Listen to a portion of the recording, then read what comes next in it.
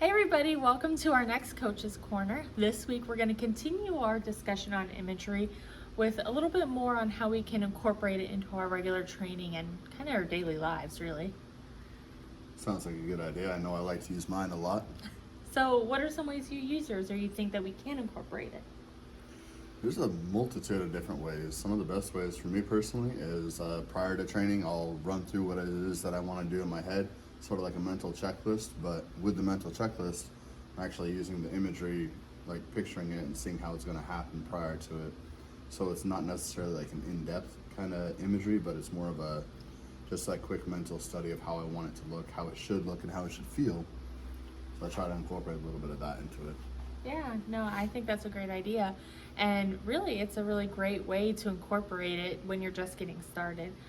So basically, what Ryan's saying is incorporate it prior to training. That way, you can prepare yourself mentally for what you have coming up in that training day, especially if you know it's going to be a tough one.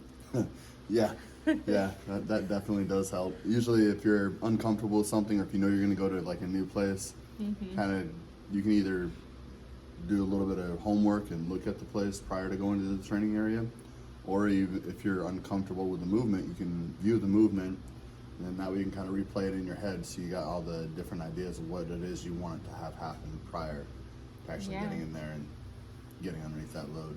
Definitely. And that'd be really great, especially if you have anxiety around going to a new training place.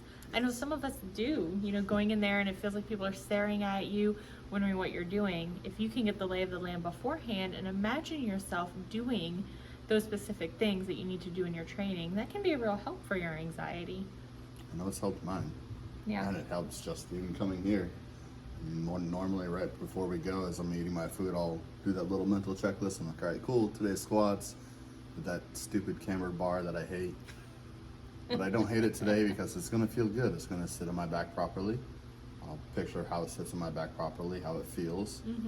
Taking that deep breath, getting all the bracing, going through all the different parts of the movement. And so by the time I've actually warmed up and started the whole movement itself, it feels like I've been doing it all morning. So there's no unexpected sensations. And if there is, there's usually something wrong. Well, that's true. Yeah, no, that's a great way to do it for sure.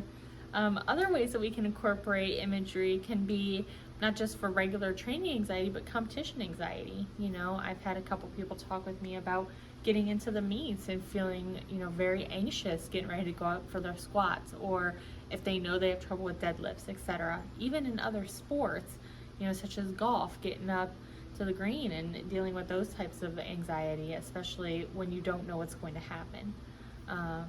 Another example would be using imagery for injury rehabilitation.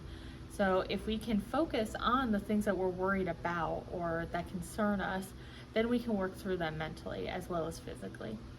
So those are just very simple ways that you can start incorporating it once you learn how to do the script, which is what we'll talk about next week. Okay. So yeah, can you think of any ways that you've experienced with your athletes that might be beneficial? Let's see. Yes, yeah. So one of the things that we always try to do is you're always going to be doing like a different movement, right? So each week it's always a different movement.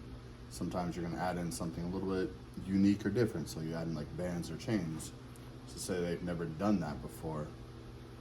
Just kind of remind them that you can physically tell them how it feels, but up until that point where they actually get underneath it, they won't really truly know. Yeah. So what you can try to do is just describe to them how it feels and have them relay it back in their head to you. Or sorry, you have them use the imagery in their head and then tell you exactly how they think it's going to feel, and you can kind of guide them along with that. Yeah. No, so basically you identified the problem that they were having in their training or that they think they might have, and then kind of build around it, tailor the imagery to exactly what they need to accomplish that day. Yep. Is that about right? Pretty much, yeah. Yeah. That sounds good. Sounds good, or is it right? That's right. So that's definitely something to keep in mind. So you want to take a problem that you might have and identify, okay, what's the issue here that we have, and then move forward with how to incorporate it. So do you have any questions for me? How would I guess actually, better question is like, what when would you want to do it? Could you do it during it? Could you do it afterwards? Could you do it prior? Like, what is the best time, or is there a best time to do it? I mean, that really depends based on what your goals are. I will say, don't ever incorporate something new at a competition. That generally doesn't go very well. Sometimes it does. Some people have luck. But for the most part, you don't want to do that. So you could incorporate it before training, during training, after training, or even sometime not even related to training. So I have some people who I have them do imagery at night to help calm down their body, especially for like a training thing the next day, or if they have a competition the next day. But in that situation with the competition, we always make sure that we practice the imagery beforehand. That way we know how they're going to react. So sort of like a set script per se. Like, this is what you're gonna feel. This is what you're gonna go through. This is how it's going to look. Yeah. So they don't go and jump off the deep end and see themselves like squatting and breaking legs and keep themselves up with nightmares all night. Pretty much. Pretty Okay. much, yeah. No breaking of legs here. Okay.